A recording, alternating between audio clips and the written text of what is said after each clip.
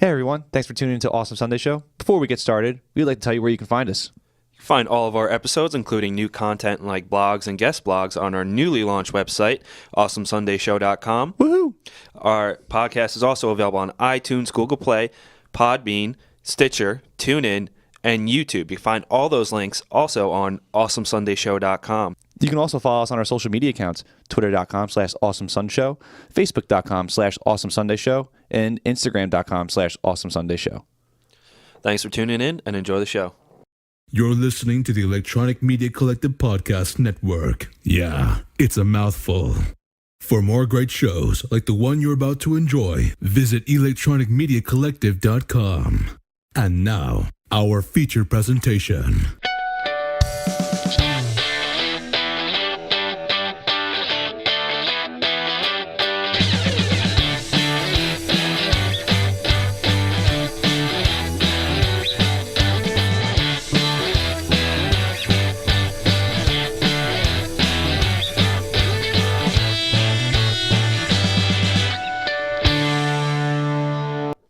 Hey everybody, welcome to Awesome Sunday Show. Connor here. Hey, Pat. No, just kidding, it's Pat. Pat, how are you? All right, what's going on? I mean, I'm good now that you guys stopped playing Zelda. Yeah, we'll get to that. So Nintendo Switch is out, and this episode will be about Nintendo Switch. We have a very special guest, which we'll be introducing after we talk about our sponsors. Mm-hmm. Is he a previous guest or is he a new guest? You'll have to Previous, but his name has been mentioned several times. So I'm not gonna. You made me wait. No, I'm just kidding. wait. But if you listen to several of our previous episodes, you said who was going to be on this. Yeah, I know, but maybe there's a new listener. Who knows? Yeah, true. All right. Well, let's get the show underway just because it is 11:43 at night. So We're supposed to record at 10. yeah, we were supposed to record at 10 and we were playing Nintendo Switch and we're like yeah. Both of them were playing their own Switches. Yeah. So let's Pat, why don't you open up with the sponsors and then we'll get into it. All right, I will. This episode is brought to you by GameFly.com. And for you Awesome Sunday Show listeners, GameFly is offering you a free premium 30-day trial for one game out at a time if you go to GameFlyOffer.com/awesome. It's a free premium 30-day trial. And why you should try out GameFly? They have over 8,000 new releases and classics available to rent for Xbox One, 360, PS4, PS3. The Switch, once more games come out for it. I'm assuming. Not like the two that are out. Yeah. Well, there's like 6, but Zelda's the only one that counts. Right. And not only that, but you could also get movies for at no extra charge with your membership. So that's pretty sweet. Now, GameFly is convenient. Games are shipped directly to your door. They give you a pre-addressed return envelope, so you just send it back without filling out a label. You can play as many games as you want with the 1 or 2 disc plan. You get a game one day, you don't like it, you beat it or whatever, send it back. You get a new one very soon afterwards. There's no contracts. You cancel any time. You could rent on games online through the mobile app. It's cheap. $15.95 a month for one plan instead of spending $60 on a game that takes you a couple days to beat. You get this game, send it back as soon as you're done. You're not wasting $60 throwing your money down the toilet. And like I mentioned, it's a huge selection, worth it. And for you listeners, free premium 30-day trial when you go to GameFlyOffer.com/awesome. That sounds awesome. You know what else is awesome? Our next sponsor. This show is also brought to you by Vinyl Me Please. You can join the Record of the Month Club at www.joinvmp.com/awesome. You know what, Pat? Why don't we get into why Vinyl Me Please is so worth to get into? Let's do it. Yeah. So it's one incredible Vinyl Record of the Month Club, and they send an exclusive pressing right to your door. They also include the original 12x12 album-inspired art print and a paired cocktail recipe to sweeten the deal even more. That sounds really cool. There's nothing better than listening to like a really good vinyl by an artist or band, and you just have a perfect cocktail sipping on right next to it, enjoying the music. But what's in the box that comes with everything? Special edition vinyl records you can't get anywhere else. So there's exclusivity right there. That's a great way to join. When we say special edition, according to Vinyl Me Please, they're not messing around. They work closely with both the label and the artist, coming up with something that you really can't find anywhere else. They're talking colored vinyl, custom lyric books, exclusive artwork, personal notes from the artist, and there's so much more. Memberships are flexible and easy, and they work with you. There's no contract, no strings, and absolutely no guilt trips, just like other subscription services that you may have heard about. So it's very enticing. You can really cancel any time. Remember, there are no hidden fees either, and you should be okay with that. No hidden fees is perfect. I wish my credit card had no hidden fees. Top shelf customer service to make sure you get all the answers and help when you need them as humanly possible. And remember, folks, you can go to www.joinvmp.com/awesome. And I'll repeat it one more time. You can go to www.joinvmp.com/awesome to join Violently Please, their best Record of the Month club. Pat, let's get off with the show. Let's do it. So, today, as we said before, we are talking about Nintendo Switch, and we have a very special guest joining with us. Why don't you, just in case this is like some of the first-time listeners, introduce yourself, very special guest, how many times you've been on, and what you do. Anthony D'Elia. I've been on the show, I don't know, like 3 or 4 times before this? At least 4, I think. Yeah, for sure. We talk Oscars, talking about movies, We usually talk about movies, yeah. But you're on for video games We're this time. talking missionary. We're talking missionary. No, yeah. We're definitely talking video games because we're talking one of my favorite video game subjects to talk about, which is Nintendo. Yep, that's one of mine too. Nintendo's one of the few reasons why I still play video games. Nintendo is the reason why I ever started playing video games. Yeah, that's as I'm sure it is for a lot of people. It's for me. My first 2 consoles, NES and then Super Nintendo. Yeah. My first console I ever played was a Sega Genesis, but the first console I ever truly loved was Nintendo 64. Yeah, as long as we're talking about hot takes, I'm gonna take a position in the 16-bit wars, 20 years later. But yeah, Team Super Nintendo. Oh, dude, Super Nintendo shits on Sega Genesis. Yeah. Oh, no, yeah, absolutely phenomenal. Honestly, I not to get off track, but like real quick, the Super Nintendo might be the greatest console of all time in my opinion. I've said that on the podcast before on 2 other episodes with Bill Pivots that I agree with you. I think going back and playing Super Nintendo, the library of games, I'm not even into JRPGs. They're fucking fantastic on there. Oh my god. It has one of the top 5 best Zelda games, one of the top 5 best Mario games, Super Metroid, which probably is the best Metroid ever. Arguably the best Final Fantasy game, which is Final Fantasy VI. Yeah, a lot. And I don't again, I'm not big into Final Fantasy, but I've played that game and it's fantastic. The story is really enticing. It's just the gameplay I'm not. Chrono Trigger. Yeah, a lot of people love Chrono Trigger.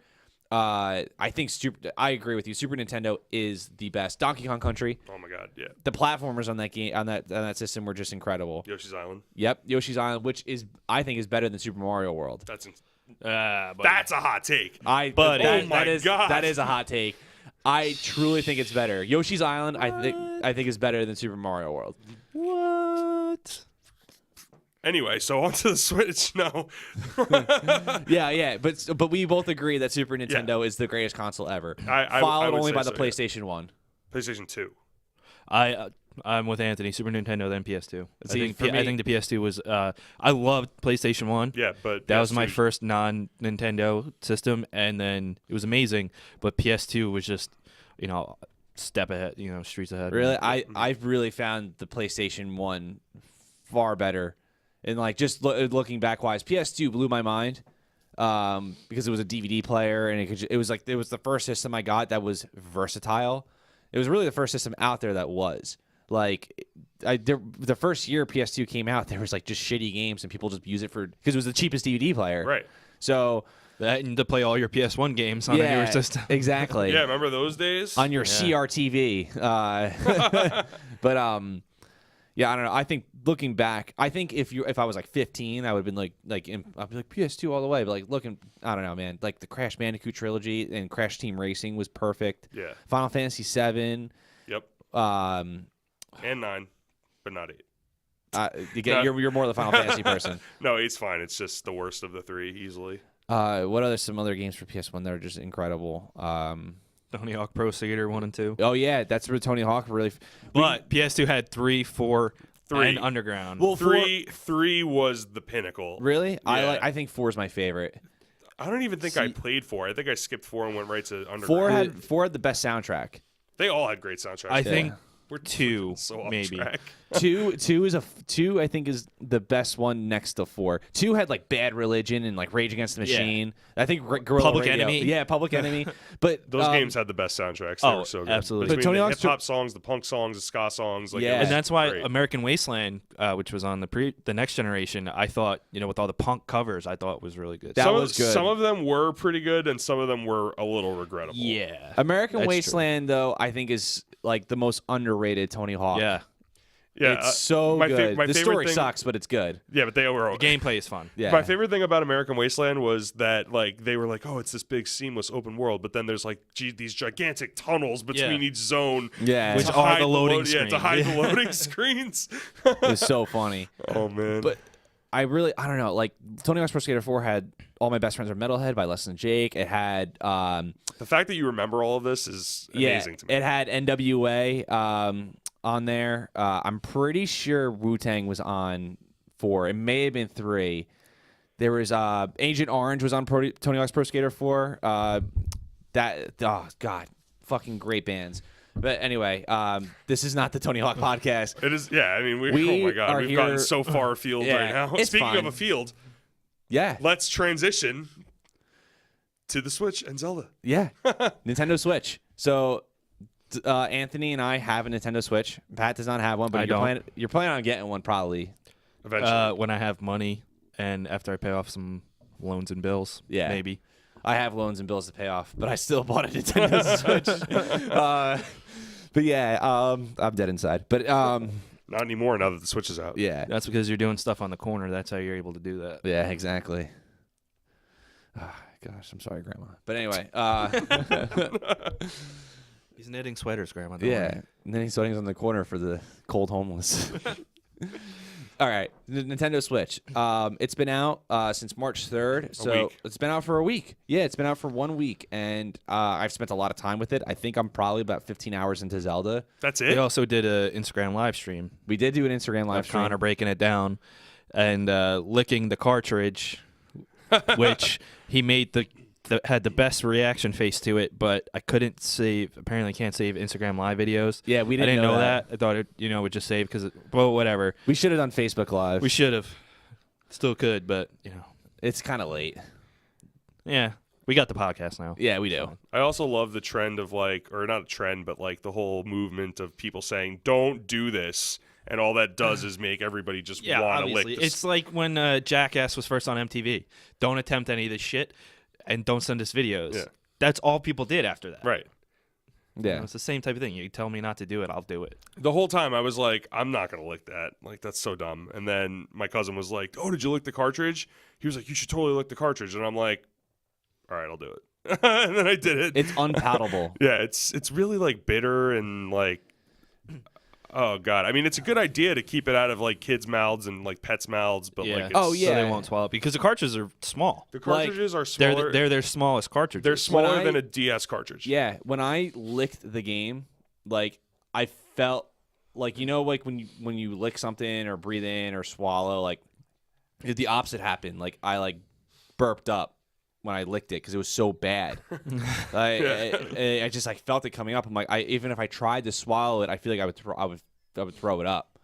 So like good on them for keeping kids' minds or keeping kids safe. you Yeah. know, and parents' minds at ease. yeah. It's a really ingenious solution to that problem. Yeah. But so going into I think we're probably gonna go like head over heels when we talk about Zelda. So let's talk about the system first. Yes. So since you are the very special guest always go first on Awesome Sunday Show, right, Cass?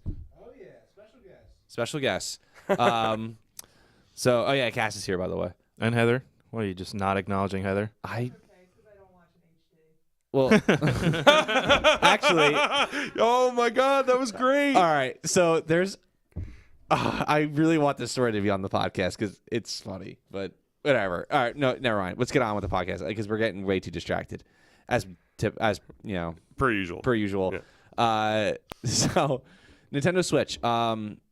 Since you are the very special guest, give us like your thought. Like, give us like a quick rundown, and we'll dive deeper into it, obviously. And like, what do you love about it? So, in general, as of right now, I would say that I am generally positive with the Switch.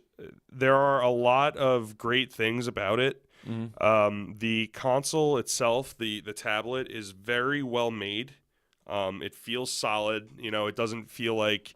And there have been videos of people trying to destroy it, of course. Yeah. And it takes quite a lot. I mean, I think one guy dropped it 11 times from 5 feet up, and before it finally showed signs of damage. So that's a pretty solidly constructed piece of hardware. Yeah. In addition, the Joy-Con controllers, they when they're in the grip, which is the piece of plastic that you can slide them into to basically simulate an actual controller. It's gotten a lot of flack from people, saying it's not comfortable to use or it's too small or cramped. Honestly, I don't get those criticisms. I have gigantic hands, and Same. For me, I have no problems with it. Honestly, I was considering buying like I said to you earlier, I was considering buying a Pro controller for $70 because of how negative the sentiment was about the Joy-Con grip. But once I actually got it into my hands, I felt like I could be completely fine just using that for the foreseeable future. Yeah. I mean, and if Zelda, a game which is so complicated and has so many different inputs, doesn't feel And the button layout is weird. right, and if that game doesn't feel difficult to control in the grip, I don't think any game will. So I could be proven wrong, like when Mario comes out and I got to do crazy platforming, but we'll see. Yeah. See, with Zelda, it's more about hitting the right buttons Yeah. than you're not the I think the most intricate thing you're doing. While Zelda is a difficult game, it's in-game puzzles. I think the only time you're really hitting two buttons at once is when you're using one of the items like the bombs, or when you're picking up something with your magnet, or when you're shooting an arrow. Yeah. So I don't know. I don't have a problem with it either. I'm with you with the Joy-Con grips and the Joy-Cons in general, or even when I'm holding it in tablet mode and my Joy-Cons are attached to the Switch. I like it. It's fine. My hand cramps up a little bit, but it's not terrible, and it's fine. Might do the same thing on my 3DS. And yeah, portable mode is the only time where I even experienced any cramping of the hands, and even then it hasn't been bad enough to that's always been against impact the portable experience. gaming though. Yeah. Is that especially when it comes to adults? I remember being a kid and my Game Boy Color would give me hand cramps. So Yeah. whatever. But I'm telling you, that Pro controller. Yeah, once I got it down here and I held it in my own hands, I saw exactly what you were talking about. That thing is super comfortable. It is one of the best controllers I ever held. And when you're playing Zelda, it works. And I would even go as far as say that I want to try it out with Smash Brothers when Smash comes out for Switch, because it's perfect. It's great. And one criticism that you brought up, and I agree with, is that the triggers aren't analog. They're not triggers; they're buttons. That's the They're problem. yeah, right? they're digital. buttons. So you can't have, and you said this before, you can't have games like Forza or Gran Turismo, but Right, because a racing sim requires kind of precise trigger control for your throttle and everything, and so something like Mario Kart, where if you just press you press a button and you just go at the same speed is fine, but it's an arcade racer, right? When you get into more technical actual racing sims, it's tough to actually do that without having a trigger. And also, I think it could negatively affect. I don't know. I've never actually, now that I think about it, played a shooter with digital. I did. Shoulder buttons, so I don't really, non-analog triggers. So I don't know how that would even feel. I have Call of Duty Black Ops 2 for Wii U. And that was an interesting choice. No, but the Wii isn't the Wii U's aren't those actual triggers? They're no, they're not analog. They're not? for the Pro controller. Oh, for the Pro controller. Yeah. But for the gamepad they are. Right? No, they're not. No, they're not. They're not. Oh god, I don't even remember. I haven't played Wii U in so long. Yeah, it's so I didn't have a problem though with it at all. And I would play Black Ops 1 on my PS3. Yeah. Or Modern Warfare 2 for Xbox 360, and it felt fine. It didn't feel. I didn't feel any difference. I think the only time that really makes a difference is racing games. Yeah, and I don't really even play many of those, but I don't either. But I do feel for anyone who wants a Switch and wants a real. I think the last meaty racing game I played was Need for Speed Underground 2. Oh my god. When was for that? PS2. PS2. Yeah. Oh wow. The game was sick. Yeah, like I think racing games are kind of just have like a really hardcore audience Yeah. that isn't really on like for Nintendo. Right, like I look at racing games a lot in the same way I almost look at racing game audiences that people get that get like hardcore into racing sims, almost the same way as like the fighting game community. Like they're really hardcore into Yeah. that specific genre. But fighting games are way more welcoming than racing sims. I think, in my opinion. Oh, really? Wow. Like I feel like I have the opposite because like I feel like with fighting games when you have to like memorize like combos and everything, like it gets really like Maybe that's just me because Yeah, but you can button mash. yeah, you can button mash, but like it's not there's going to help you when you try to take it online. Whereas Yeah. like with a racing game, it's I don't know. Here's That's just my opinion. here's my experience though is that like you can get really good at a fighting game, but someone can learn the moves of one character and like learn how to play. Yeah. When someone is really good at a racing simulator, you're not fucking touching them Yeah. like at all. And like I'm a Mario Kart enthusiast. I love Mario Kart. I've played every Mario Kart ever. Especially the one for Game Boy Color Super Circuit, which is fucking incredible. One of the best ones I ever played. That game, it's like if you and it goes with any racing game, even if it's arcadey like Mario Kart and you use items, if you know the track super well and you know every corner, you know where to hit it, Yeah. you won't lose. Right. You like 90% of the time you will win. So with racing, so that's why I find fighting games way more inviting. And like the same thing goes for Smash Brothers. But now what do I know? Going back to controllers, have you guys had any Joy-Con connectivity issues? In the beginning, I did. I haven't had a single one yet, and I don't know if hold on, I gotta knock on wood before I get. Tablewood. Yeah, I built it. Oh yeah, it is. Okay, good. So yeah, because I haven't yet, but I heard that it could. Some of the people that were having issues, like they didn't restart the console after the day one patch was installed, and I think the day one patch was allegedly supposed to fix the issue. So I don't know. I mean, but you probably did, right? So like, Well, no, I didn't. And actually, like the first couple days, my left Joy-Con was like I died a lot because it just was out syncing. But then I turned off my console and I didn't play for a day. And ever since I got back, I've not had an issue. that could be it then. Yeah. because I immediately restarted the console when the update was installed. So and I haven't had any problems. So that could be it. Yeah, I think that. Yeah, and I like when we were playing over there for about an hour and a half, I Yeah. did not have one Joy-Con issue whatsoever. And I was worried about those Joy-Con issues too because like that's a serious problem, and people were like, replicating it in videos online, and it really looked like it was just like when you blocked how the Joy-Con was communicating with the Switch, like that was what was causing the problem. And I was like, wow, like that is crazy. Yeah, that is a crazy hardware problem, but apparently it was a software problem, and they fixed it with the a patch. So. Joy-Con, the Joy-Con L is like the most common one of the most common problems. That was mine. Yeah, but I Yeah. saw a video on, I think it was Game Explain. They replicated the problem with the right Joy-Con as well. Oh, really? Yeah. It's just that you notice the left one more often because it's the one that you use to move your character. Right, like that's Right. that's like you know what I mean. Like that's why they said like that's why people were probably having the issues with the right one and just not realizing it. But yeah, I don't know. I haven't had any problems, so that's good. Yeah, I it's very minimal for me. Yeah. And again, that's something that if it's a software problem. So Right, clearly, I was afraid it was a hardware problem. yeah, but if it was a hardware problem too, though, like I think there would have been like They would have to recall the left Joy-Cons, or Yeah. right, like that would have been and really like bad. yeah, but then if they gave you new ones, then No, yeah, whatever. but you still would have been days without your Joy-Con while you were waiting for the replacements. Yeah. You know, that like not being. I got a pro controller. motherfucker. yeah. Good luck finding those. That's why I got one. Yeah. I was like, should I get it? And I was like, I don't know. Like, what if I don't like the Joy-Cons and Yeah. and I'm stuck with them Yeah. until what probably May until you can get a pro controller. Who knows, man? Who knows? That's with pretty Nintendo. crazy. The fact But, that they you know- can't keep their supply chain, like their supply up, is just absurd to me at this point.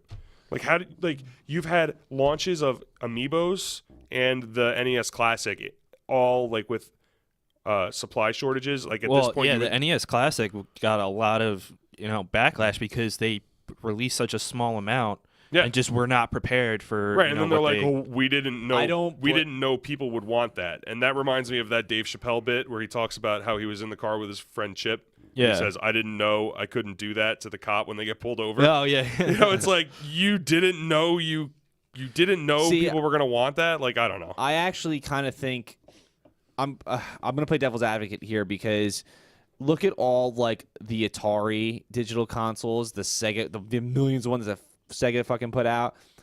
All those classic consoles like reintroduced with like the games built in have not sold very well in the Well, that's past. because but- they are not nearly as popular Yes, as the NES. they are not Nintendo, and they don't look like an NES and come with an NES controller like this, and in an NES box Right. with like an NES booklet inside of it. You know what I mean? And, but Like, also too, like I agree that it's way more popular. But then they had Virtual Console for how many years, and like yeah, but this is, I mean, you know, I look at this as like it's a $50 like awesome thing to have, like just to play on because it's 30 games, but also as a collectible, and $60. oh, 60. Yeah. Okay. Well, Still, you know, yeah, right. it's like that's fucking great. You're getting- A you're lot of getting- $2 a game. A lot of people probably bought it just to have it in their collection, not even to play it at all. Right, and they, you know, people will argue like that means it's a collector's item. So yeah, okay, limited supply, but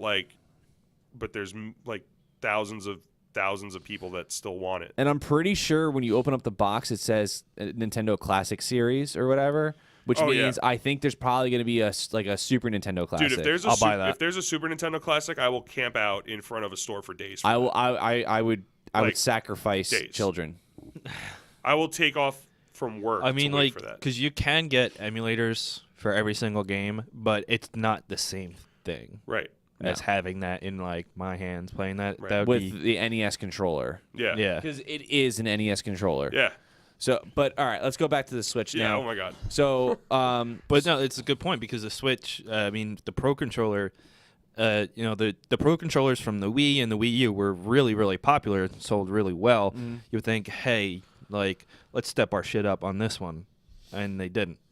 Especially because I think that a lot of the reason it sold out so fast, aside from it being a great controller and the success of the previous Pro Controllers, is because the Joy-Con replacements, if you lose one, it's what, $40 or $50 to get just the one side, it's right? $50 to get one side. Yeah, that's absurd. Like I wouldn't use them unless I was on the go and had no, you know, didn't really have a choice.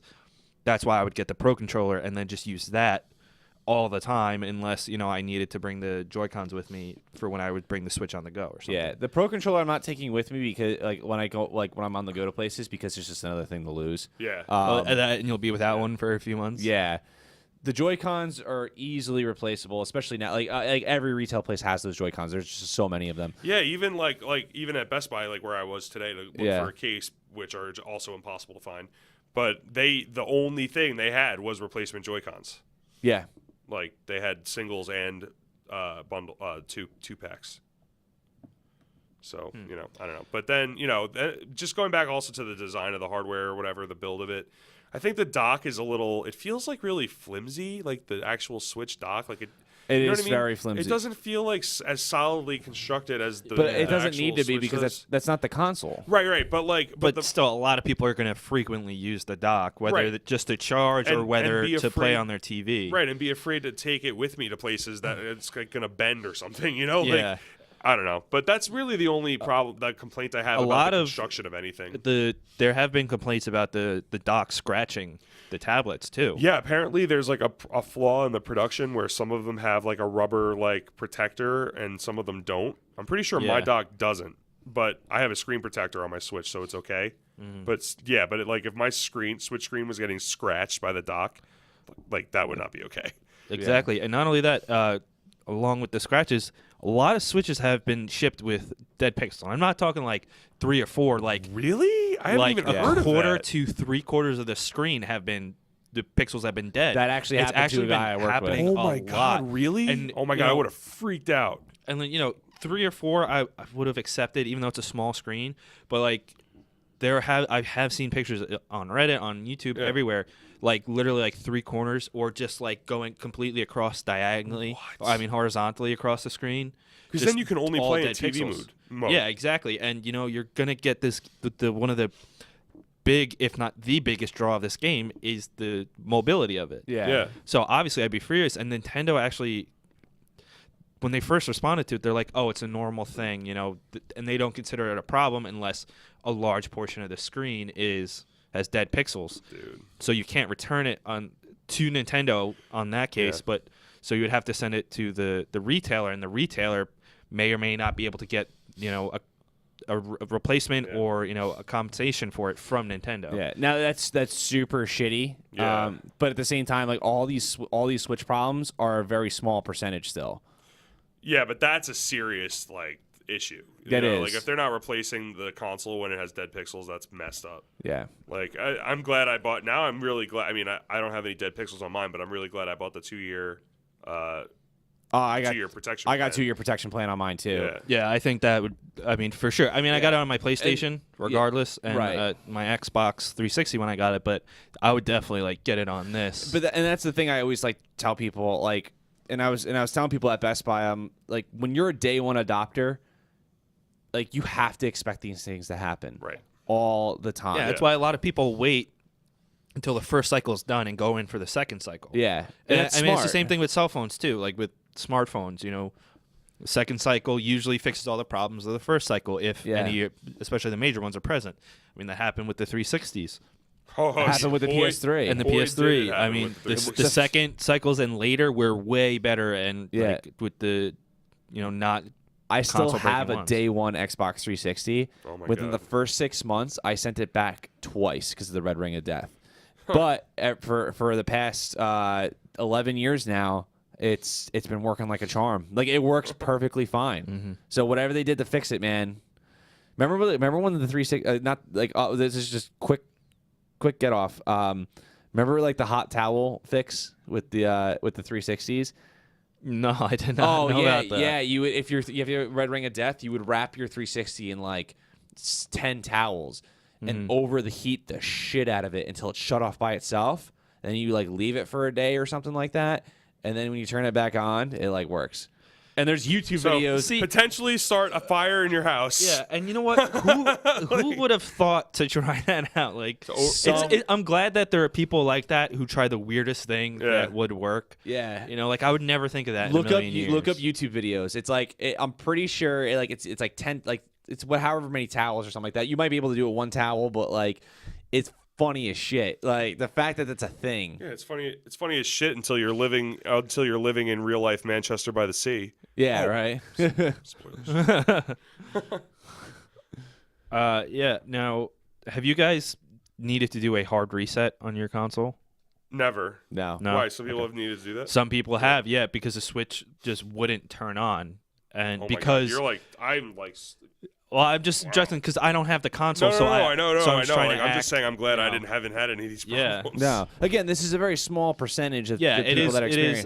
is. The thing I'm reading that acknowledges it is a small thing, but it's because the battery, whatever they got, was just done. They just got a dud of a battery or something.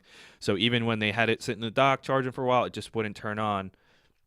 So then, let's see, there was supposed to be a hard reset option to it, but I guess it's a good thing that you guys haven't had to do that. No. Yeah. If anything tries to keep me from playing Zelda, I swear to God. Yeah. I swear. All right, and now let's get back the software of the Switch itself. We're still talking just the console. Yeah, itself. the OS. The OS. Awesome. Now there was a lot of problems on day one because there was nothing to it. There's still nothing all to these it. features. Yeah. Have they added more since the day one patch? Oh, I thought you were talking about the UI.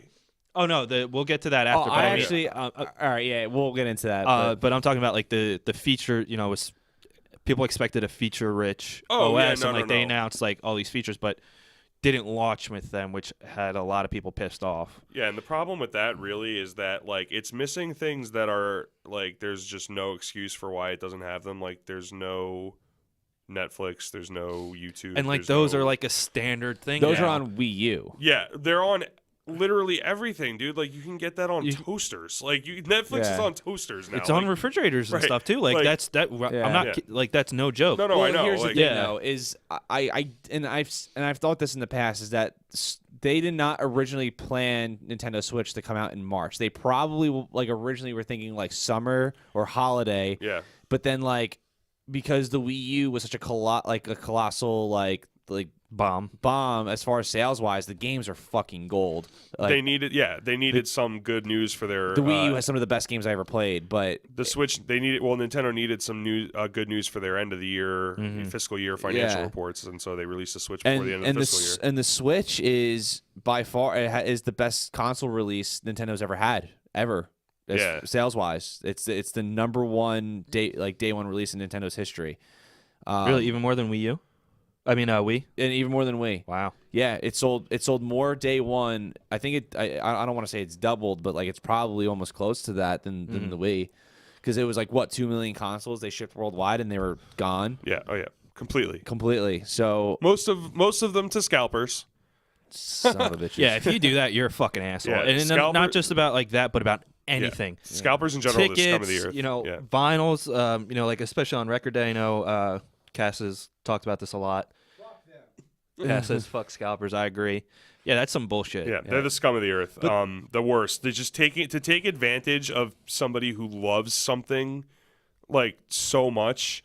Like, to take advantage of their love for that thing for personal profit is just about the shittiest thing I can think of. And you're a shitty person if you do that. Yeah. But back to the to the features wise and everything. Like, I'm not surprised. Like, I'm not like too worried about it. Like, I want Netflix on there really bad. Well, they just said this the other day that it's coming. Yeah, it's all coming. It's just there's gonna be something that you would expect. Yeah. Day one. Right. The biggest problem is that day one there was no virtual console. I mean, that's the biggest problem. But there wasn't on Wii U either. Right, but like that was a problem too, though. Like the only time there was ever a console with day one virtual console. I hate saying console twice in a sentence, but was Wii. Right, but like I'm just saying, like at this point, and just for those for our listeners who may not know what virtual console is. Virtual Console is Nintendo's online store for their classic games on their current systems. So, like, that's why you can buy Super Mario. That's why you can be an idiot like me and buy Super Mario Brothers on Wii, Wii U, and 3DS, and then buy an NES Classic. Nintendo loves you. Yeah, and I'm telling you right now, if when it comes out for Switch, I'm buying it for Switch. All right? No, like, but the problem is that like it's basically like a ROM store. It is, but like you're paying for ROMs, which I would rather. Again, like I don't mind paying for things like that because, like you don't have to play it on some shitty PC, right? Right. So like I don't care, but like the fact that up until this point Nintendo hasn't had a persistent, like continuous online identity for people where you can recover your virtual console purchases on a later system instead of like what Connor having did. to keep rebuying them, right? But like but Nintendo fans are Nintendo fans. Like We're gonna do it. like right, so they know we'll do it. So that's why they haven't done it until now. But I think the outcry has just gotten to be too much for them. Well, also too, like they you have have to let us you have know. Shigeru Miyamoto and Eiji Aonuma. I screwed up the last name, I know, but who was the producer and director behind Zelda ever since Majora's Mask, and they're kind of reshaping the next generation of Nintendo because they're getting old. Like they're gonna, I think after Switch, they're gone. And I don't know, man. I think Miyamoto and Aonuma are gonna keep working until they die. Like literally, they're gonna keep like those guys love games. They love games, but I don't know. Like they are shit. Like when you saw that terrible press conference, but it was you saw a bunch of the new faces. Yeah, and. Like Switch is a huge product of new ideas. Yeah. But also like it's like when you play Zelda, it is clearly inspired by Western RPGs. Oh yeah, 100%, 100%. Yeah, but it does it a lot better. And for the most of them. And so like to me that just shapes like, all right, like we have a new face, like the account system, like it's like I think there's a younger generation of people saying like this is what we have to do. Yeah. Like it's not so much of just like the gaming consoles aren't just gaming consoles anymore. They're multimedia centers. Yeah. That's what the Xbox One tried to be essentially, but it still is. I mean, you could still run your TV through it and everything. Yeah. But I think that's what the Switch and I think this is like a nice transition into the user interface. everyone says the user interface is very bland, but to be honest, I really like it. It's minimalist in the same way that you could tell that like the hardware and the UI was heavily influenced by like Apple. You know what I mean? Oh, 'Cause absolutely. They're going for like that same kind Yeah. of like minimalist, ease of use design, and which is not to say that the Wii U UI and the Wii UI were not minimalist and simple. They were. Right. But like this is even cleaner than those. I mean, it's literally just a row of apps, and then like underneath it, there's some like other like buttons you can right. click. There's obviously going to be other things added on, but Yeah. like for example, like I don't have an Xbox One, but whenever I turn on like someone's Xbox One or I'm over someone's house and they turn on the Xbox One, I don't know how the hell they navigate that. Yeah, dude. that Windows out- 10 is like the dumbest, most disorganized looking thing. The tiles like, and everything. I It's so can't. dumb. I don't like what you call it. I forget who I was talking to about it. It was someone at work I was talking to about their Xbox One. They're like, and they're huge, and they love Xbox. They're big into Yeah. the Microsoft consoles, and good for them. Like the Microsoft should be thriving with their consoles, and they're like, I just can't like I still don't know. I've had my Xbox One since 2013, and he's like, I still don't know how to operate everything in it. Like, yeah, and it was just like it's just funny. He's like, I don't know. Like it's Yeah. just and like I have to like Google like to look up certain things. And you know what? Last time I turned on my Xbox 360, I had to Google to Because they reshaped it. yeah, and it was The just OS. Remember, That happened to me too. remember the first Xbox 360 OS? Oh, yeah, the where it was blades. the blades. Yeah. The best OS in any fucking video game hardware ever. Nah, dude. I think the PS4 UI. I was is about to really say, I good. think the PS4 UI. I mean, PS4 I UI, would make some especially- tweaks to it, but I think it's great. It's Totally all right. functional. Especially now that they finally patched in folders a couple months back. Like, Yeah. like the PS4 UI is just so clean now, and you can organize it in however Yeah. you want. Like, It's all right. It's not bad, but like nothing beats the Xbox 360 blades. That was the best. I feel like weren't those like not well received when they first came out? I thought. I don't remember. I don't know. No, maybe I don't know. Maybe people didn't like it at first, but after they got that shitty like the UI. What they have now, they're like, Yeah. man, I wish I had Yeah, that. they I don't know. I The- really the liked it. It was 360 went clean through, and like, organized. It was game settings, Xbox Live Arcade. Like it's just perfect. It's a list. It's Yeah. fine. Like there's like you like the user interface in the operating systems doesn't have to be like super fancy. Like Right. See, now, I mean, I don't have the Switch, but as long as it looks decent without being like completely cluttered and fucked. Like I have an iPhone and a Mac, and I love the minimalist design, the ease of use. It's so easy to find everything, organize everything, and it just works. and it works. And that's what I want. I want it to just work. Like when I had and the Switch's UI. yeah, when I had a note works. when I had a Note 4, the UI I could customize, make so fancy and do this and that, and then it just stopped working. It was like style over quality or whatever, and Yeah. I was just like, I don't need that. And so I mean, it's better for the OS to work, and then if they want to make it a little nicer later, or that the UI work and be easy to use, and if they want to make it a little flashier later, that's fine. But especially at a launch, you want it just to work, the best way it can. Yeah, and I like the UI a lot. So I mean, granted, like literally up until this point, it's literally power the console on, immediately click on Zelda, and then Yeah, just you're play not really Zelda. going through it yeah, that I'm much. not like going through the the UI at Nintendo all, but- eShop literally has like 9 games on it. Yeah, and you can't. Okay, actually, I lied. The biggest problem with the Switch is the memory. 32 gigs. Yes, I don't have a because, problem with that. dude. Dude, But you just but get a it's micro expandable. Yeah, you get a micro SD card. Right, it is. Right, I'm just saying, but like 32 gigs as the onboard pack-in memory is not enough. Like especially when like like what's the Dragon Quest Warriors game takes Yeah. up literally more memory than comes packed in with the console. Yeah, but here's like SD cards are not expensive anymore. No, but like And that's why the console's $300. Like a lot of people I that are know. pointing out the console shortcomings is the reason why. Like,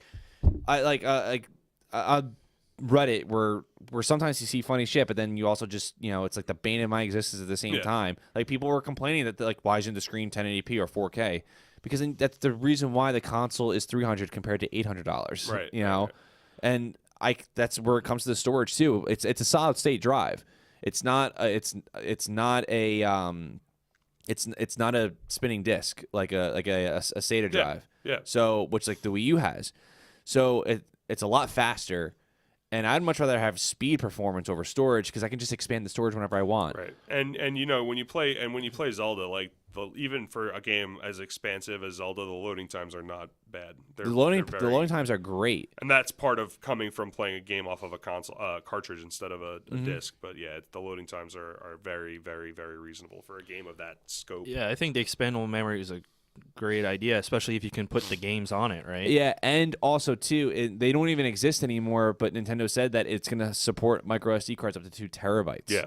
So and like a 256 gig micro SD card is a lot of storage, especially when your games are like around. The Switch games are not going to the Switch games are not going to take up that much. Yeah, memory. How big is Zelda? Zelda is like 13 gigs. Yeah, which blows my mind that game's 13 gigs. I can't believe it. Yeah, because that game is bigger than like, for example, Killzone Shadowfall was 60 gigs, and that was a PS4 launch title. Oh, that's and like Zelda looks twice as good. It's fucking a million times bigger, and it's 13 gigs. Yeah, a lot of the PS4 games like are huge gigabytes like per thing. Like a lot of them are like 50 or higher, which is a bummer. Because of all those high-end graphics. Yeah. And with the expandable memory, especially putting games on, I think that's better. You can't do that with the PS4. If you want to expand your memory, you can save your files off the console, but then you have to put in the new hard drive. Then you have to completely. It's a pain in the dick. You have to put everything back on there. You have to download the operating system, all your info, and then transfer everything back. So I think the 32 gigabyte is fine, but I mean that micro SD, like I wish I had that for my phone. Yeah, I mean I expanded my PS4 hard drive to 2 terabytes. So did I. And it was annoying, but it was worth it in the end. It was worth it, but I had to do it for easy. 3 users at one point. Yeah, and it's not as easy as just switching out an SD card. Dude, and what's so annoying too is like and I work at Best Buy, people will buy 2 terabyte solid state drives.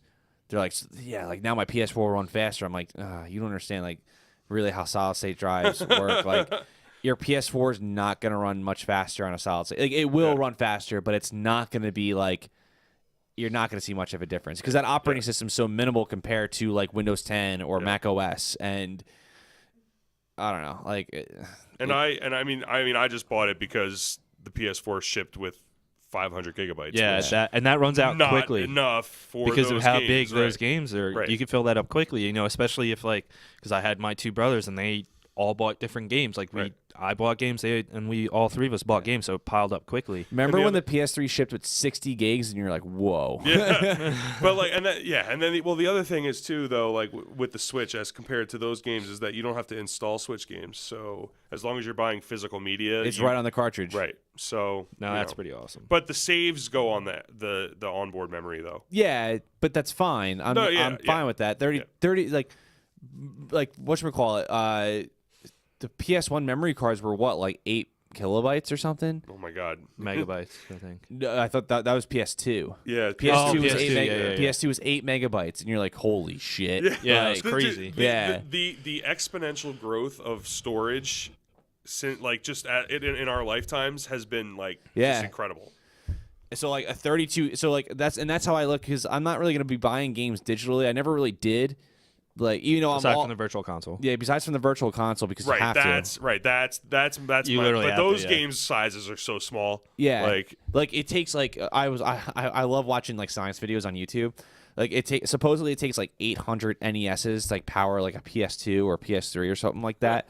So those games they're tiny as hell. They're tiny as hell. Like I can fit that on there. Yeah, and even if the Switch has GameCube games on the Virtual Console, which Nintendo's heavily implied. Yeah. See, that's something they really should do. Yeah, well, Super Mario Sunshine. GameCube had amazing games. And the GameCube version of Wind Waker, because as much as I think the HD version is the definitive version. It is the definitive version. The visuals of I don't know, I feel like the visuals of the remake are too clean. Like I liked the more cartoonier less. You know what I mean? I don't know why. I'm weird. I don't know, man. That HD version is like No, it's great. I love it. Yeah, but like that's I don't know. Because you're going back to when you first played the game Yeah. and how it looked. Yeah. Wind Waker, we'll talk about this when we get to Breath of the Wild. But Wind Waker has been my favorite Zelda.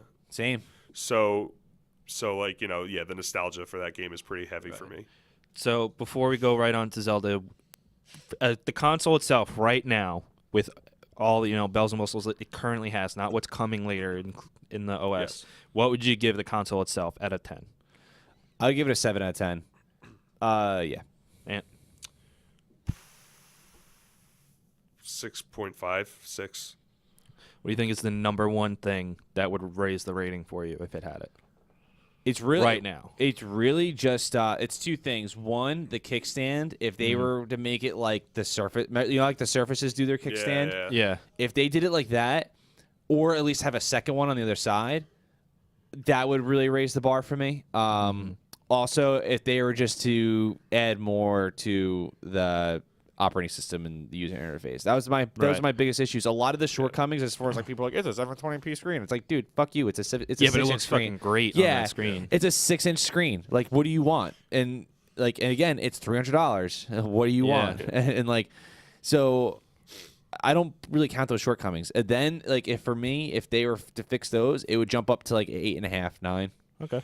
With the visuals again, like I don't want to get into this too much because it's just a crazy argument at this point, because if you know anything about Nintendo and how they operate, then you understand this. But the graphics and the power of the system, like people say it's underpowered, and technically yes, when you compare it to the PS4 or Xbox One, is underpowered.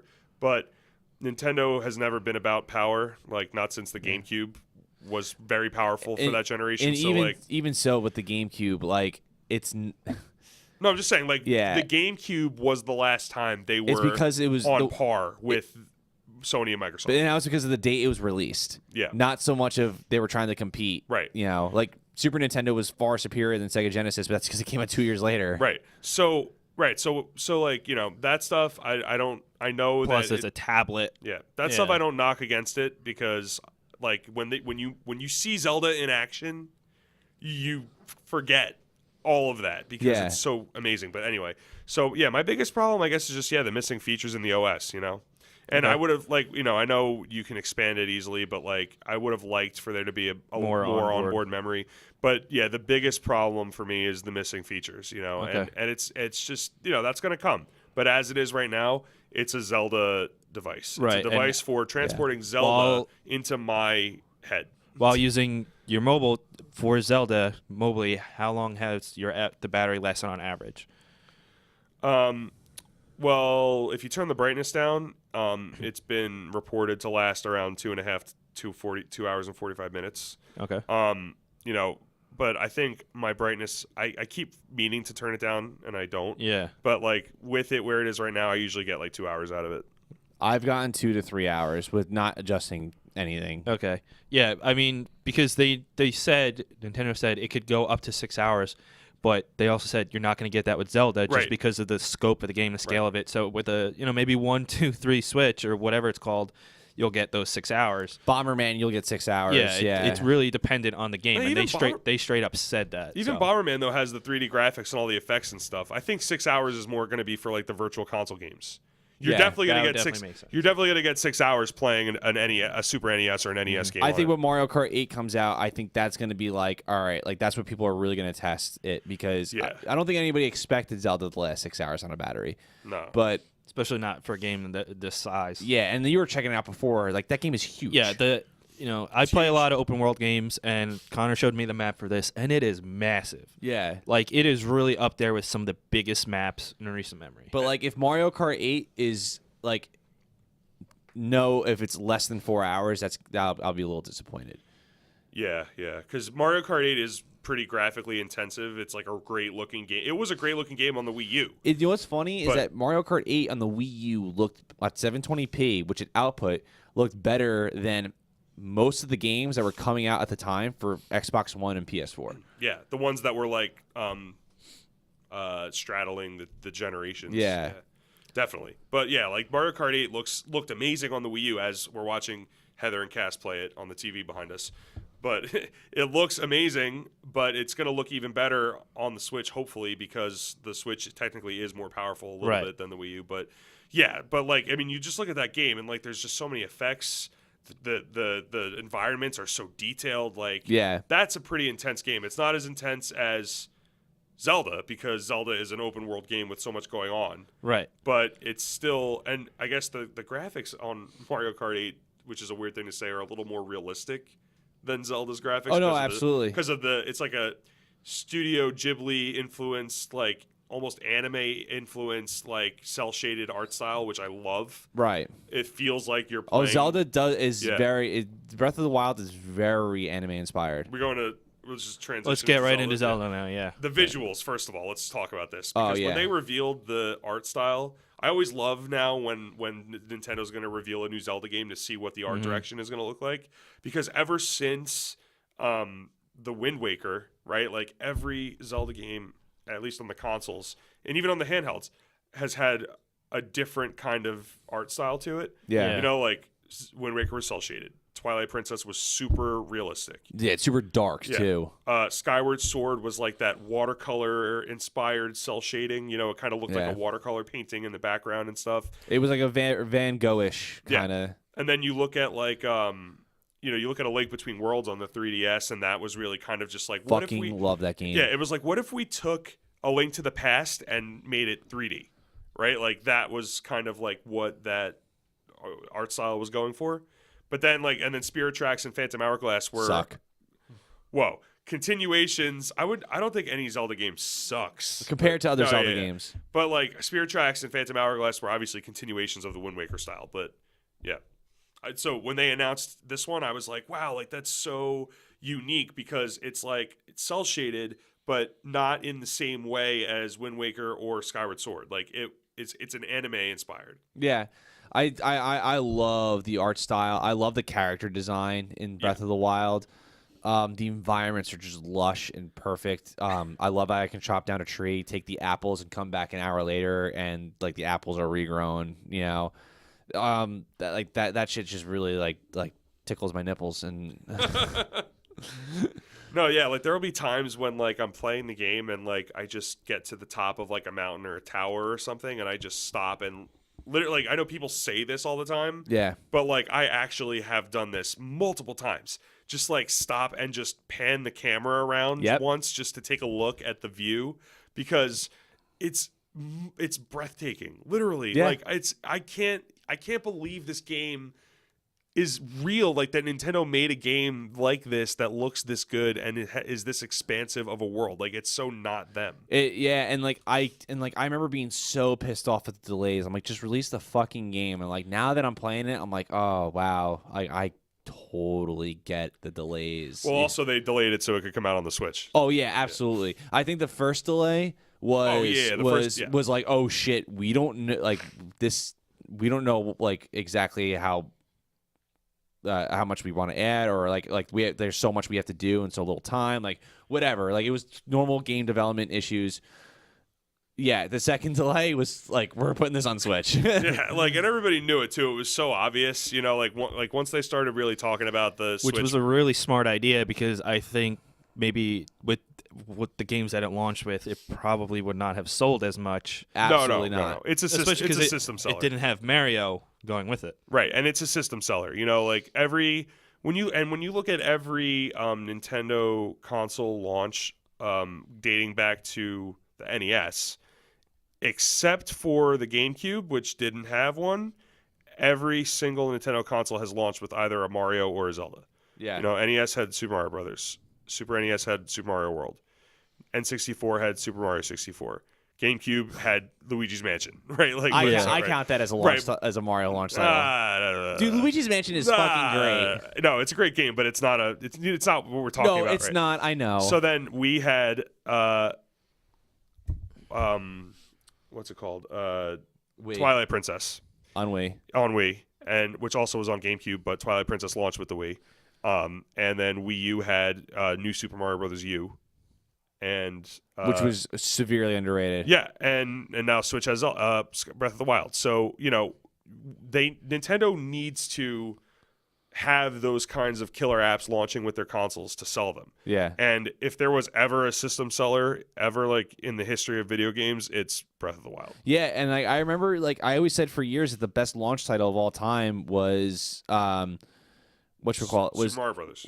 or I would say Twilight Princess, at least in our lifetime. Oh, well, yeah. Okay, but like the best launch title of all time was Twilight Princess. So now I think that's totally been trumped by Breath of the Wild. Yeah, but Twilight Princess was a huge deal at the time because it was like the return to realism for the game. Like the much hyped, like dark, gritty in quotes. A lot of people that love Majora's Mask love Twilight Princess. Yeah, Twilight Princess doesn't have the same weirdness that Majora's Mask had, which is why I love Majora's Mask. But but it is dark and kind of in the same way. It's just not as like the thing I love about Majora's Mask is just like how unsettling it is. I mean, it's one of the creepiest games, and it's not even a horror game. Yeah. But it's one of the creepiest games I've ever played. And well, it's just the mood in general too. Like dread hangs over that whole game. You know the theory that Link is dead during the game, right? Yeah. So I think that's very true because like the game was developed in a year, which is incredible. Yeah. Majora's Mask is like not one of my favorite Zelda games. I think it's kind of people are like it's the best Zelda game I ever played. Like no, it's not. It's not the best. For me, it's not counting Breath of the Wild because I'm not done with it yet. But for me, right now, Majora's Mask is probably my third favorite behind Wind Waker and Ocarina of Time. I don't know. I mean, like, I guess Majora's Mask would be my top 10, but like it would be like a number 10 if it's. Well, because counting handhelds and not counting, the Four Swords games, there's only been like 14 Zelda games. So, yeah, I mean, A Link Between Worlds is definitely a top 5 for me. Like, I like that better than A Link to the Past. Yeah, Link. I mean, I don't know. For me, they're about equal. Yeah. I think if I was gonna rank them, I would put like. If I was gonna rank Zelda games, right, I would probably go like Wind Waker, Ocarina, Majora, Twilight Princess, A Link to the Past, and then A Link Between Worlds right under A Link to the Past. Yeah, for me, like, again, I don't, not including Breath of the Wild because we're still going through it. Like I just beat like one of the second Divine Beasts. It's Wind Waker. I would have to say A Link Between Worlds. I love more than Ocarina though. Then Ocarina. Wow. Yeah, and then again, and Ocarina is one of the best games I ever played. Twilight Princess and I don't know. It's hard to say. I guess it's A Link to the Past. I would put. Yeah. And then I would put the first one at number 6. Really? Like I feel like the NES ones are like my bottom 2. Like I know that they're really super influential and they're important games, but like I don't know. Zelda 2 I don't really like very much. No, my least favorite in the whole series. Yeah, Zelda 2. But the very first Legend of Zelda, I think that game is great. Man. No, it's great, but like compared to what Zelda became, like I don't know. Like, no, it's like there's so much stuff in the first game that just carries over to even to Breath of the Wild. Yeah, and I didn't make this up. Like it's been said before on like on other podcasts and on forums and everything that like Breath of the Wild is a love child of Ocarina of Time and the first one for NES. Yeah, because remember the first one for NES, you can go anywhere on the map right away. Yeah, and Ocarina has all the items but it's much more linear than the NES version. So. But you got a coherent story. Yeah. So and Breath of the Wild is very a mesh between those. I don't know. So I think once I finish Breath of the Wild, it would be anywhere from number 1, number 2 for me. Yeah, it's getting up there, man. I mean, for me, like the nostalgia of Wind Waker, and we've talked about this. We both agree Wind Waker is our favorite. It's not only our favorite, but it's not counting Breath of the Wild yet because we haven't beaten it. Right. It's the best one. It has the best combat system out of all of them. It's being so able fun. to roll around the enemies in the back and cut off their armor. That was oh my god. Yeah, I love Wind Waker so much. The story is excellent in it too. Yeah. The world's like the lore of that version of Hyrule. Like, Yeah, and Breath of the Wild kind of did it second when it comes to like into the future. Like, granted, it's the same Link, but the Hyrule in the Wind Waker is not Hyrule anymore. It's a world covered by the sea. right. So, in Breath of the Wild, there's no real Hyrule anymore. It's a world that's 100 years later from Calamity Ganon. Yeah, it's a world. It's a world in ruins that just happens to bear the name of Hyrule. It's Right. basically like it's like a post-apocalyptic game, right? And what's great too is what I really like about Breath of the Wild is that they acknowledged like a technological age at one point. Yeah, it's like sci-fantasy. You know what I mean? Like it's like technology, but it's like magical technology. You know, like it's not really like Majology. It's I don't know. It's like because like the machine, like the divine beasts, which are this game's dungeons, are these gigantic animal-shaped like battle machines, basically that were designed and created to defeat Ganon. Mm-hmm. And the divine beasts are machines, but like they're made of stone, and they're like animated by some power that we don't really fully understand because it was lost to the civilization like 100 or 10,000 years ago. Right. So like to us it's magic, but it's sort of like with Asgard in the Marvel universe. Like to us it's magic. Yeah, that's exactly what I was thinking of. But to them it was science. And then you get to the you even get to the shrines too, and how they're powered and everything. That same magic or that same whatever power that power is transferred over there. You see it in some of the weapons too. Yeah. In there, some of the enemies that are like almost impossible to kill. Yeah, the Guardians. Oh yeah. Pat, what's your favorite Zelda? I only ever played the first two because I didn't have 64, and I didn't after that I didn't get back into it. Oh man, yeah. Well, yeah. My God. And like I tried playing Ocarina of Time on an emulator, and it just didn't work out well because I don't think it's not one of those games like the NES and Super Nintendo games are perfect for emulators, but nothing past that. Well, if you're gonna play Genesis, Ocarina of Time again, the definitive version is the 3DS version. Yeah. It's like if you've never played it before, play it on 3DS. Oh, yeah. And Majora's Mask too. And Majora's Mask as well. Yeah, and like Majora's Mask is vastly better on 3DS than it is on 64. Yeah. Uh-huh. First time I beat it was on the Wii Virtual Console. Yeah, that's the first time I beat it too. Yeah. But then on 3DS, it just looks better. It's just better. But Ocarina of Time, they fixed one of the worst temples. Like not fix it 100%, but like they pretty much Improved it. They improved it significantly. In the water temple, which was everyone bitches about in Ocarina of Time, the reason why it sucks is because you don't really know where you're going, and there's no real like you're going up and down like by changing like the water levels, and then you also have to use your iron boots to sink down. The worst part about that dungeon was having to go into your menu, switch over to your equipment, Exactly. put on the iron boots, go back in, take off the iron boots, that was what I was getting to. And in the 3DS version, you just hit it on the touchscreen. Right. And there's also arrows kind of telling you like which way to go. And it's like it's not so much as like, oh well, it makes it easier. It's like no, it just makes it's a convenient way to get through a temple that's already kind of difficult enough. Mm-hmm. Where it was just kind of like it was you're in the original version, it was adding confusion on top of top of difficulty. Which is never fun. And I would have just been fine with them letting me just put the iron boots on at any right. time. Like you know what I mean? Like that was the thing. Like when I was originally playing Ocarina of Time, the first time I played it, which was on the GameCube, with that promo disc that they were giving out. They came with Wind Waker, yeah. Before if you pre-ordered Wind Waker, you got like a disc with Ocarina of Time and Ocarina of Time Master Quest. Mm-hmm. And so the first time I played Ocarina of Time was on GameCube on that disc. And back that dude, what was 13-year-old me was tearing my hair out. Or 12-year-old me was just like, oh my God, it's so annoying to switch on those iron boots, and it fixed that. It did, and you know what? I would say like the temple in Ocarina of Time 3D, ever since they just made those minor changes, is not bad at all. It's not the best temple, obviously, but it was fun. Like I was like, oh God, I can't believe the water temple is actually fun in Ocarina of Time. Yeah. Visually, Breath of the Wild gets a 10 out of 10. Yeah.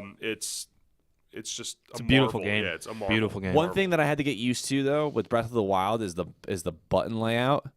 is weird. Yeah, the control, like they made some weird choices with the control scheme that I was kind of just like why But would you do that? I got used to it, and now I don't care. Right. Like, It was a little awkward at first, but yeah. yeah, it's also too. It's because the A position is on the right side, just like on the Super Nintendo. If I was the Super Nintendo face button layout, where A is on the right and B is on the bottom, which were like on PS4 or every PlayStation console and every Xbox console, A was on the bottom, and that's what you hit to go Do things. to do things. Yeah. And like I remember, like when I would hand people the Wii U, I'm like, oh, hit A to progress, and it hit B, and they're like, what the fuck? And Yeah. I'm like, Yeah, because they've kept it's so weird, but like because like on Xbox A is the bottom and X on PS4 is on the bottom. yeah. And do you remember? Again, side note, tangent. Remember on PS1 when X was cancel and circle?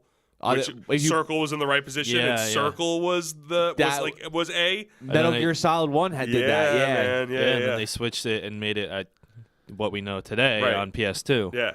Yeah, which is crazy to think of. Like, you know, like Because people were still going off Super Nintendo. yeah, like I had to go back when I was playing when I downloaded like Final Fantasy 7 on like Vita, like I had to go into the button layout and change it, swap O and X. Yeah. Because I kept hitting X when I meant O, and I kept hitting O when I meant X. Right. So it was just like a joke. So Well, but and then I don't know if the PS3 was like because I didn't have it, but PS2 X was the action, triangle was the cancel. On PS3 was the that circle was cancel. on PS2? No, I think it PS2 was the triangle. It depends on the really? game. Oh It god, I don't depends- even remember that. Like Crash Bandicoots, I remember like triangle was the cancel. Yeah, and now but on the PS4 it's O is to cancel. Yeah. And on PS3. Okay, it was. Yeah, so it's Yeah. That's Definitely why was actually PS3. like, especially when Xbox 360 came out, going from console to from PlayStation to Xbox or vice versa, because the layout was exactly the same. It was so easy just to switch over. Yeah. Be like, all right, this is no problem. Yeah, But yeah. then you get like the GameCube, which I had, and then when my friends would come over and try to play that, they're like, Yeah. what is going on? Yeah, with but this? GameCube was one of the best controllers I ever. love the GameCube Yeah. controller. I mean, we still use it here when we play Smash Brothers. It's perfect. Yeah. But with Legend of Zelda Breath of the Wild, like, you know, it's I wouldn't even call the Divine Beasts dungeons. I would call them temples because they're way more intricate. Yeah, I mean, look, I just say dungeon as a general term. Right, like I yeah. even call the temples in Ocarina of Time dungeons. Right, because and that's most people do. Yeah. So like this game's approximation of temples or dungeons or whatever are the divine beasts. And then the shrines are essentially just little morsels of of dungeons. Yeah, like, it's like a spread room. out. It's like a dungeon room. Exactly, Yeah. and you have to find them, and but finding them is fun too. Right. Yeah, it's Going back to how Aonuma borrowed from Western games heavily for Breath of the Wild. He took a lot of inspiration clearly from like Ubisoft open world games like Assassin's Creed and Far Cry, because there are towers. Yep. And you activate the towers and they fill in your map, but they don't reveal locations of things. So like you will activate a tower, get your map filled in of the terrain, the geography, but then you still have to physically like Get your ass out there and explore. put on your like binoculars at the top of the tower and like look around. And one of the best features of the game is the ability to just mark things like right away That through makes your it so binoculars. much easier. Yeah, so like you're on top of a tower and you've got a great view of the surrounding area. You look around, you see the shrines, they glow orange, so they even show up when they're really far away. And you just tap a button and it drops a marker right on it. And that's great. You know, it's really convenient. Yeah, it's I find it super convenient as well. It's like there's little things that you would think that would normally be like that would bug you, but there's always like a tool to like fix it for you as well. Like essentially like the markers and everything. And like also having the towers, so that way if you do have to find the shrines, and like you said with your binoculars, you just look for them. So it's like it makes it like a little it's intricate but in a inviting way. And that's what that's what's always been great about Zelda. And what I really like too is that like you kind of get everything in the beginning of the game almost. Like you get the bombs. you literally get everything. You get in your the beginning, magnet tool. You get your stop time and thing, and then like you get your camera, which Ice pillar. yeah, the ice pillar, which is so much fun to use. Yeah. So when you go into a shrine, there's no like fuck, like I went too far, I have to go back and find something. Like no, you have everything you need. You just can't be a dumbass. Yeah. And like that's what I love about the game too, is like, oh, like no, I have to figure this out. Like I know I'm not missing anything, because in the past Zelda games, like a lot of people always complain about is like, well, I would go somewhere and I didn't know I needed this, and now I don't know where to go. And like then they would have to look at a guide. Whereas in Breath of the Wild, you can start wherever you want, and you kind of have to figure out everything yourself. But Yeah. like it's also, you have all the tools to do it. Yep. And I think the smartest thing to that effect that they did was make the bombs on a cooldown. So you have Yep. unlimited bombs. They're not even actual bombs. They're like they're like bombs that you create out Yep. of like, using the Sheikah Slate, which is like a tool that you get all your abilities from.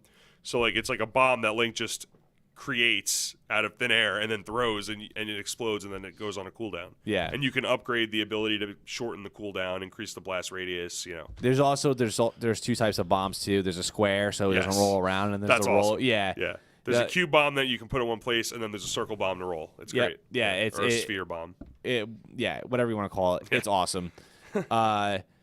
The boss fights are fun. The fact that there's random boss fights when you're just rolling around sometimes. Oh yeah. Like you'll be So that's another cool thing about the game is like you'll just be roaming around in the world, and then all of a sudden like something you thought was a boulder is actually like a giant rock monster, and it'll like just get up, and all of a sudden like a boss health meter will appear Yep. at the top of your screen, and And it's on like the rock monster, you get to climb the rock monster. It's kind of like Shadow Shadow of the the- Colossus. yeah. Cash, Yeah. remember Shadow of the Colossus? He was fucking awesome. Yeah. And Yeah, it's like there's elements of so many different games inside of this one game. Like there's the Ubisoft open world style towers. Like there's Shadow of the Colossus. I'm gonna climb all over everything, even some boss enemies. Like you take the the scope of the world and the openness and like lack of direction of games like Fallout or Skyrim. Yeah. And then you throw in a little bit of like, I want to say like Dark Souls, and not in the way that like well, you're you know what? Some enemies are hard as shit, like Yeah, Dark well, Souls. The game has a lot. There have been a lot. It's obviously of not as moments, hard as that game, but right? There have been a lot of moments where like I've had Dark Souls style like, wow, like that was like I feel really accomplished for having gotten through that fight or beaten that boss or solved that puzzle, and it really just gets me in like a Dark Souls-y like high of like I'm so awesome. Like it makes you feel like really powerful or smart when you yeah. when you beat a fight that was tough or when you solve a puzzle that was tough. And that's sort of the sense of gratification is a lot like Dark Right. Souls. And I think that's the best way to sum up Breath of the Wild without giving too much away. Is that there's gratification in every sense of the area. There's gratification in exploring. There's gratification in boss fights. There's gratification in puzzle solving. There's gratification in also just figuring out the lore and the story.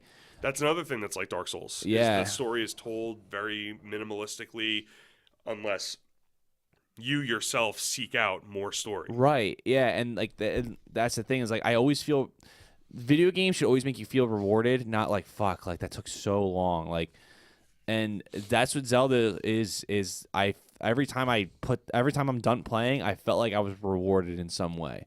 Even if it was like a minimalist thing, like I got like one shrine or like I got one memory or it's perfect. Like the game so far is like, I still haven't beaten it yet, but I'm also like X amount of hours in.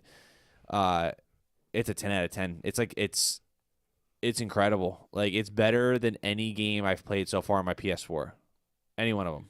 Yeah, it's like when I was reading up on the reviews in the 2 days before When the embargo was it lifted. right. And all these people are calling it the best Zelda, 10 out of 10, the best game ever made. Some people are saying I know, that, and yeah.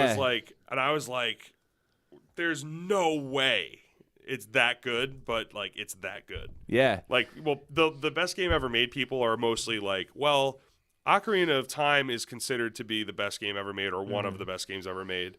And this might actually be better than that. So doesn't that make it, logically Transitive Right. property, yeah. right? But I don't know. It's a little early for me to say that, but I think this game is definitely going to be one of those Ask games me again that- next year. Yeah, it's going to this game's it's going to have legs. It's going to have a really long legacy that this game is going to influence people. It's going to be remembered for years to come. Honestly, I really do believe that. Like, No, this is a I do watershed too. moment. It's a watershed moment in Nintendo and in Zelda. Yeah, it's one of the I don't want to stop playing this game. No, Like, never. And all I think about when I'm not playing it is yeah, going back. I'm to at playing it. work for like 8 hours a shift, and I'm like, like, can I just please play Zelda? Like halfway through, and like every day, I'm like, I just really want to play Zelda. I'm like, oh fuck, I forgot to do that in Zelda. Like, Yeah. it's honestly on my mind the whole time. Yep. And what's so cool about it too is like, and I guess to finish off the episode is like to go back to the hardware of the Switch. I know like there's some shortcomings with it, but that's stuff that's gonna be fixed over time. Yeah. And you know, to be overall with the console itself, I really love it. Like it's what the Wii U should have been from the beginning. Yeah, it's the Wii U was like a half measure of this. Yeah. With the gamepad screen and This is the full like realization of it. yeah, this is like they were like, all right, you know what, we messed up, we half-assed it, we gotta go back to the drawing board and really take it as far as we possibly can. Yeah, and it's and excellent. They did, yeah, and they definitely accomplished that. And the system has a ton of potential, and I see that potential. And for now, like, you know, I have Zelda, and Zelda is why I bought it. Yep. And but you know, there's other games that are coming out. You know, like I mean, I know we're trying to end the episode because we're running really long, but like you know, Super Mario Odyssey is coming out the end of the year. Oh, that game looks so fucking good. And probably my most anticipated game is Xenoblade Chronicles 2. Yeah. So you know, which is going to be a fantastic RPG. Looks And that's like. another open world, like Yeah, you know, from Monolith Soft, the developers of you know Xenogears, Xenosaga, Xenoblade Chronicles 1. Like Nintendo bought that studio, they own them now. Mm-hmm. Best decision they've made in years. Yeah. Because now they have a top tier AAA RPG developer making games exclusively for them, and Xenoblade Chronicles 2 looks awesome. Yeah. And there's a lot of people that absolutely love Xenoblade Chronicles It's one of the best. for Wii. Yeah, it's one of the best RPGs of the last 10 years. Yeah. Easily. So, yeah. So the fact that like you have open world on the go, Skyrim coming later this year too. Yep. So yeah, and I've never really gave Skyrim a chance because I'm not really into. Loved it. Yeah, I tried Fallout 4. I'm not into the Bethesda open world games. They're very point A to point B ish, and Yeah. like. Whereas like point A to point B in Zelda has a puzzle and a few boss fights on the way. It's a lot more interesting. But you can get lost in Fallout and Skyrim in the same way that you can in Breath of the Wild. Yeah, I would And end up on the other map in like the other side of the map in like 2 seconds. All these dungeons and shit, or buildings in Fallout game, but like the dungeons, especially in Skyrim. And I mean, there are good stories in there. Yeah. I would and never say they're bad games. It's just not for you. Yeah, it's just not for me. Like it's like the open world in Zelda is like everything I've ever wanted in an open world game. Is like the Zelda-esque like attributes to me being able to go wherever I want. And apparently like that's like Horizon Zero Dawn is like an awesome open world game too. Well, this was open world week. Yeah. Horizon came out, then the Switch and Zelda came out, and then Ghost Recon Wildlands came out. Yeah. All within a week of each other. So like, and those are 3 enormous open world games. Yeah, they You're are. about to have open space game with Andromeda in March 21st. So this is going to go up on. And we still don't know much about Mario. Like that might be like an open world hub. Oh, they said it Yeah. is. They said that's the structure. It's a sandbox levels, Super Mario 64, Super Mario Sunshine style game. Yeah, that's perfect because that's Yep. as much as because even though Galaxy is like the pinnacle of Mario, like 1 and 2, one thing that was missing from them was like the castle or the island, and also the levels. I mean, the levels were the chains of planets as opposed to like a sandbox environment. Like there's nothing. but there was nothing like seeing Mario going from planet to planet shooting through the star. That was awesome, but I'll say that like nothing in Galaxy compares to like the hotel level in Sunshine. Or like No way. No, it's in terms of just being like a unique environment, or like the amusement park level in Sunshine. I don't know. Like- I don't agree because like- there's a lot there's planets with there are some planets in Galaxy that have scope to them. Right. And like you're still going from planet to planet, but that's where the scope is I don't know. No, I know. No, that's true. But like, I played, just for me personally. Again, this is just my personal opinion. But like, playing through both Galaxies and then like none of those levels stuck with me. Like I couldn't remember a single level from Galaxy or 1 or 2 off the top of my head, but I remember the levels from 64 and Sunshine. Well, I remember the levels from 64 and Sunshine because I've played those games more because they've been out longer. But there's certain levels that I'll never forget in Galaxy. The Little Egg Galaxy was so much fun. There was I don't remember the names, but I also don't remember the names in the other games too. I just remember the levels. There was the Boo levels in Galaxy 2. There was the one Boo level in Galaxy 1 where you had the castle like boss where you had the hands like going, because every fucking Nintendo game God. has a boss with hands that you have to hit. I forgot all about that. Yeah, that was a lot of fun. Yeah. There's so much more. I think the best utilization of Yoshi in any Mario game has been Galaxy 2. No, they're great games. Yeah. I'm just saying that like going back to the contained sandbox environments is I'm welcoming that too. It's something I'm looking forward to, and that's why I yeah. can't wait for Ukulele also, because I can't wait for Ukulele as well. Yeah. But like I would much rather have Odyssey, which is open sandbox, and like Sunshine and 64 over Galaxy. But I think those games are better than. But anyway, let's end the podcast. Yeah, sorry. No, it's fine. It's not your fault. It's mine. He's not very organized when it comes to being a host, but it's okay because we do it every episode. Pot calling the kettle pot calling the kettle black here. I just screwed that Well, up. I Whatever. just admitted that you're not the only one doing Yeah, it. I Dude. know. Come on, chill. Can't chill. For those of you that have the Switch and or Zelda, what do you guys think of it? What would you rate both the system and the game? What of the announced Switch games are you looking forward to? What things would you fix about it? What features would you add? And yeah, how do you guys like it? Let us know in the comments. Let us know on our website, awesomesundayshow.com. Check out the blog. Check out the blogs. Anthony has actually written one so far, right? Yeah, I'm working on another one. Nice. Don't reveal the No. topic. Can you tell us after the recording, or do you want to save it? I think this one, You're going to hold close to the chest? hold it close to the chest. All right. That's fair. That's fair. But yeah, we got some blogs up there. We just put up 2 the other day. And all our content up there. Thank you again to GameFly for sponsoring this episode. Remember to get a free premium 30-day trial. Go to gameflyoffer.com/awesome. And Connor? And if you want to join Vinyl Me Please, which is an awesome subscription service, by the way, especially from what I mentioned before, you go to www.joinvmp.com/awesome. I'll repeat one more time, www.joinvmp.com/awesome. All right, guys. Take it easy. Peace.